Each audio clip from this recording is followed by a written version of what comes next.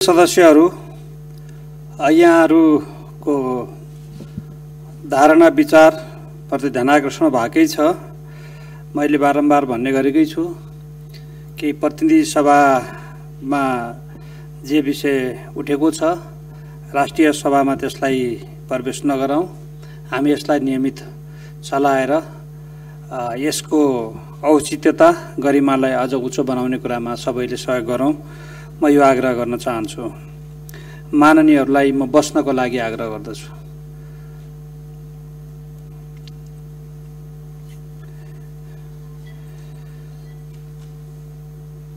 माननीय सदस्यहरू, अब म सम्माननीय प्रधानमन्त्री शेरबहादुर देउवाको तर्फबाट माननीय कानुन न्याय तथा संसदीय मामिला मन्त्री ज्ञानेन्द्र बहादुर कार्कीलाई प्रतिनिधि सभाबाट सन्देश सहित प्राप्त विधान व्यवस्थापन समितिको प्रतिवेदन सहितको लोकसेवा आयोग विधेयक 2075 माथि छलफल गरियोस् भन्ने प्रस्ताव पेश गर्न समय उपलब्ध गराउँछु।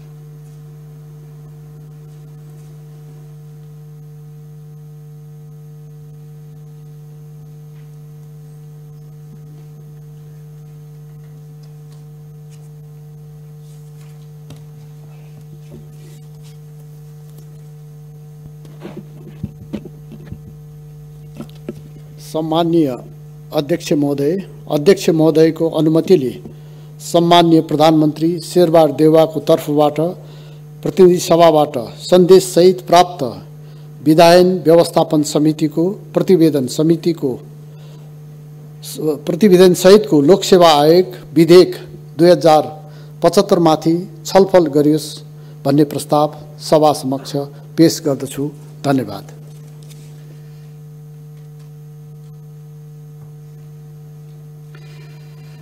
माननीय सदस्यहरू, अब म उक्त प्रस्तावलाई निर्णयार्थ प्रस्तुत गर्दछु। यो प्रस्तावको पक्षमा हुने माननीय सदस्यहरूले हुन्छ भन्नुहोला र यसको विपक्षमा हुने माननीय सदस्यहरूले हुन्न भन्नुहोला। यो प्रस्तावको पक्षमा हुने माननीय सदस्यहरूले हुन्छ भन्नुहोस्। यो प्रस्तावको विपक्षमा हुने माननीय सदस्यहरूले हुन्न भन्नुहोस्। हुन्छ भन्ने पक्षका माननीय सदस्यहरूको बहुमत भएकोले प्रतिनिधि सभाबाट सन्देश सहित प्राप्त विधान व्यवस्थापन समितिको प्रतिवेदन सहितको लोकसेवा आयोग विधेयक 2075 माथि छलफल गरियोस् भन्ने प्रस्ताव बहुमतले स्वीकृत भएको घोषणा गर्दछु।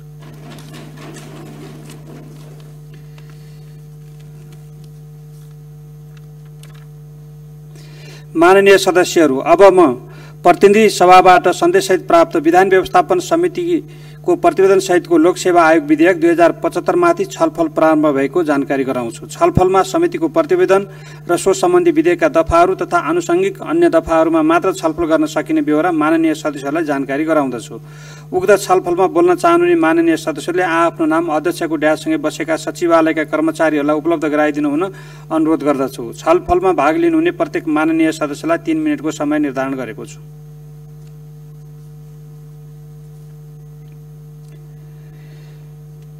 माननीय सदस्यहरू, प्रतिनिधि सभाबाट सन्देश सहित प्राप्त विधान व्यवस्थापन समितिको प्रतिवेदन सहितको लोकसेवा आयोग विधेयक 2075 माथि छलफल गरियोस् भन्ने प्रस्ताव उपर कुनै पनि माननीय सदस्यले छलफलमा भाग नलिनु भएकोले उक्त प्रस्तावमाथिको छलफल यहीँ समाप्त हुन्छ। माननीय सदस्यहरू, अब म लोकसेवा आयोग विधेयक 2075 का सम्बन्धमा विधान व्यवस्थापन समितिको प्रतिवेदनको क्रम संख्या 1 देखि 23 सम्म उल्लेखित संशोधनहरूलाई निर्णयार्थ प्रस्तुत गर्दछु। यो प्रस्तावको पक्षमा हुने माननीय सदस्यहरूले हुन्छ भन्नुहोला र यसको विपक्षमा हुने माननीय सदस्यहरूले हुन्न भन्नुहोला। यो प्रस्तावको पक्षमा हुने माननीय सदस्यहरूले हुन्छ भन्नुहोस्। यो प्रस्तावको विपक्षमा हुने माननीय सदस्यहरूले हुन्न भन्नुहोस्। हुन्छ भन्ने पक्षका माननीय सदस्यहरूको बहुमत भएकाले प्रतिनिधि सभाबाट सन्देशसित प्राप्त लोकसेवा आयोग विधेयक 2075 का सम्बन्धमा विधान व्यवस्थापन समितिको प्रतिवेदनको क्रम संख्या 1 देखि 23 सम्म उल्लेखित संशोधनहरूलाई बहुमतले स्वीकृत भएको घोषणा गर्दछु। माननीय सदस्यहरू, अब म प्रतिनिधि सभाबाट सन्देशित प्राप्त लोकसेवा आयोग विधेयक 2075 का सम्बन्धमा विधान व्यवस्थापन समितिको प्रतिवेदनको क्रम संख्या 1 देखि 23 सम्म उल्लेखित संशोधनहरूलाई लोकसेवा आयोग विधेयक 2075 को अंग बनोस् भनी निर्णयार्थ प्रस्तुत गर्दछु। यो प्रस्तावको पक्षमा हुने माननीय सदस्यहरूले हुन्छ भन्नुहोला र यसको विपक्षमा हुने माननीय सदस्यहरूले हुन्न भन्नुहोला। यो प्रस्तावको पक्षमा हुने माननीय सदस्यहरूले हुन्छ भन्नुहोस्। यो प्रस्तावको विपक्षमा हुने माननीय सदस्यहरूले हुन्न भन्नुहोस्।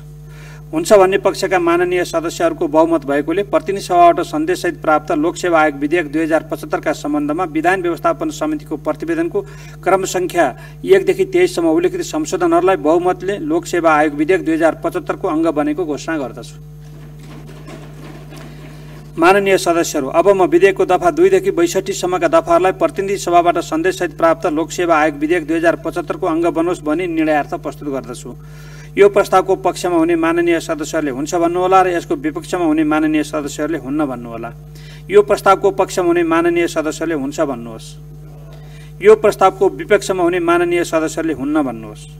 हुन्छ भन्ने पक्षका माननीय सदस्यहरूको बहुमत भएकोले विधेयकको दफा 2 देखि 62 सम्मका दफाहरूलाई बहुमतले प्रतिनिधि सभाबाट सन्देशसहित प्राप्त लोकसेवा आयोग विधेयक 2075 को अङ्ग बनेको घोषणा गर्दछु। माननीय सदस्यहरू, अब म विधेयकको प्रस्तावना र नाम पढेर सुनाउँछु। प्रस्तावना: सङ्घीय निजामती सेवा, सुरक्षा निकाय, अन्य सङ्घीय सरकारी सेवा र सङ्गठित संस्थाको सेवाको पदमा उपयुक्त उम्मेदवार छनौटमा स्वच्छता, निष्पक्षता र योग्यता प्रणालीलाई प्रवर्धन गरी सार्वजनिक प्रशासनलाई सक्षम, सुदृढ, सेवामुखी बनाउन लोकसेवा आयोगको काम, कर्तव्य र अधिकार सम्बन्धी कानुनलाई समयानुकूल संशोधन, एकीकरण गर्न वाञ्छनीय भएकोले सङ्घीय संसदले यो ऐन बनाएको छ। संक्षिप्त नाम र प्रारम्भ: 1. यस ऐनको नाम लोकसेवा आयोग ऐन 2078 रहेको छ। 2. यो ऐन प्रमाणीकरण भएको मितिले 31औं दिनदेखि प्रारम्भ हुनेछ। माननीय सदस्यहरू, अब म विधेयकको प्रस्तावना र नाम लोकसेवा आयोग विधेयक 2078 को अङ्ग बनोस् भनी निर्णयार्थ प्रस्तुत गर्दछु। यो प्रस्तावको पक्षमा हुने माननीय सदस्यहरूले हुन्छ भन्नुहोला र यसको विपक्षमा हुने माननीय सदस्यले हुन्न भन्नुहोला। यो प्रस्तावको पक्षमा हुने माननीय सदस्यहरूले हुन्छ भन्नुहोस्। यो प्रस्तावको विपक्षमा हुने माननीय सदस्यहरूले हुन्न भन्नुहोस्। हुन्छ भन्ने पक्षका माननीय सदस्यहरूको बहुमत भएकोले विधेयकको प्रस्तावना र नाम बहुमतले लोकसेवा आयोग विधेयक 2078 को अङ्ग बनेको घोषणा गर्दछु। माननीय सदस्यहरू, अब सम्माननीय प्रधानमन्त्री शेरबहादुर देउवाको तर्फबाट माननीय कानुन, न्याय तथा संसदीय मामिला मन्त्री ज्ञानेन्द्र बहादुर कार्कीलाई लोकसेवा आयोग विधेयक 2078 लाई पारित गरियोस् भन्ने प्रस्ताव प्रस्तुत गर्न समय उपलब्ध गराउँछु।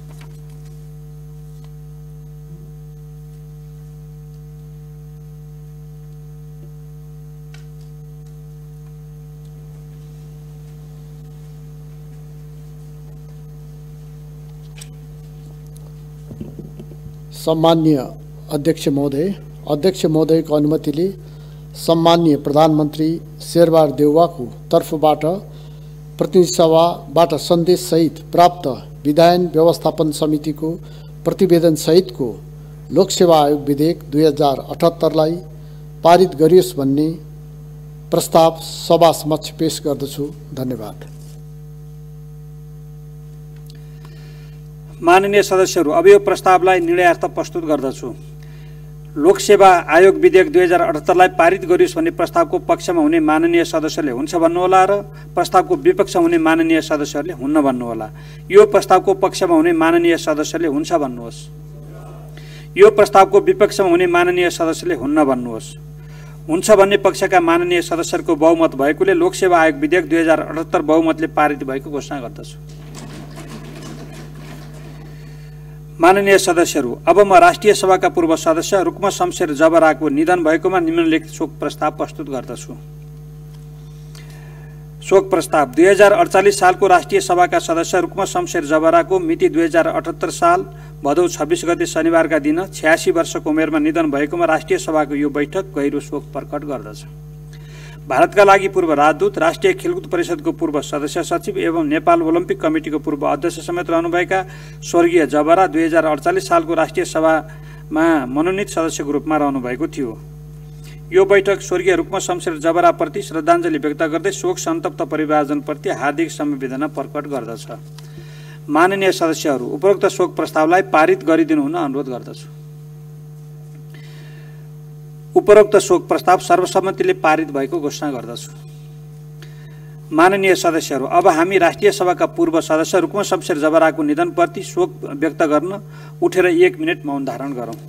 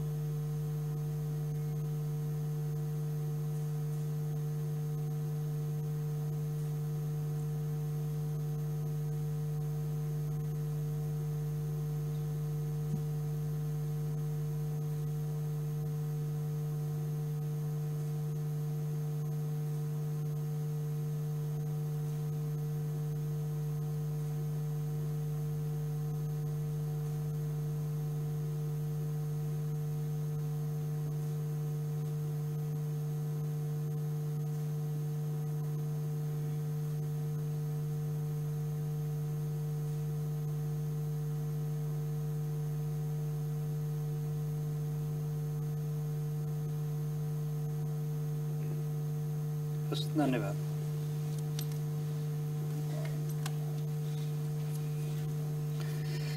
माननीय सदस्यहरू, अब अर्को बैठक मिति 2078 साल भदौ 30 गते बुधबार बिहान 11 बजे बस्ने गरी यो बैठक स्थगित हुन्छ।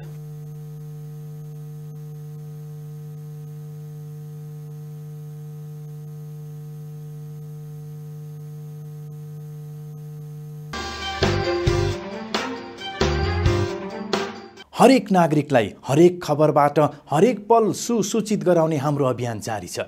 हरेक पल टिभी एचडी सब्स्क्राइब गर्न नभुल्नुहोला। नमस्कार।